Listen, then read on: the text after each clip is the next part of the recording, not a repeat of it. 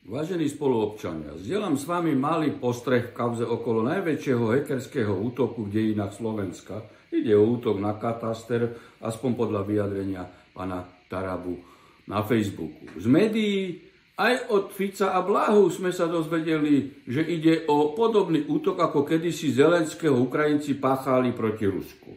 Do toho odchádzajúci Dag Daniš z rozpadajúceho Standardu povie, že sa u nich hemžia agenti, ale Rusky to nie sú. Počujete to ohlušujúce ticho? Nikto v médiách sa nepýta, aký antivírus má kataster. V centrálnom registri vidíme, že ministerstvo školstva, druker z hlasu, nedávno nakúpilo 100 000 ESET licencií. A čo šutaj eštok? Tiež z hlasu. Kde zverejňujete nákupy antivírusových programov? V minulosti ministerstvo vnútra antivírus ESET nakupovalo cez firmu Lynx. Povedala to dokonca aj umelá inteligencia. Firma Lynx si na stránke dodnes uvádza nasledujúcich partnerov z verejného sektora, ktorými sú ministerstva obrany, zahraničia, zdravotníctva, životného prostredia, vnútra, Národné centrum zdravotníckych informácií, Národná banka, Ústavný súd, MBU, Slovenský hydrometeorologický ústav, hydrometeorologický, štátna ochrana prírody, finančné riaditeľstvo.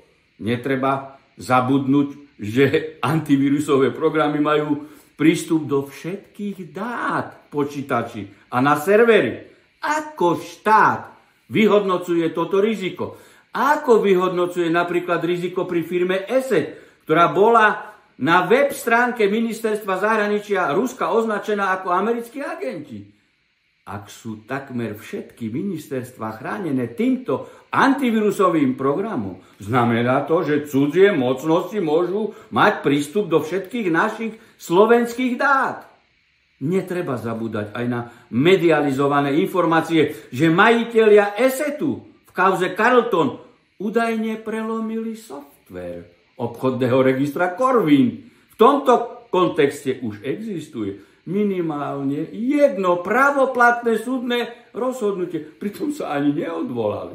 Že spoločníci firmy ESET ukradli podiely vo firme v kauze Carlton a že ich museli vrátiť späť.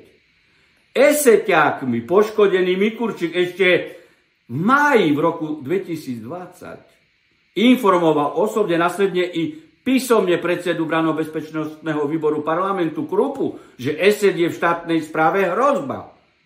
Čo si vy, priatelia, myslíte?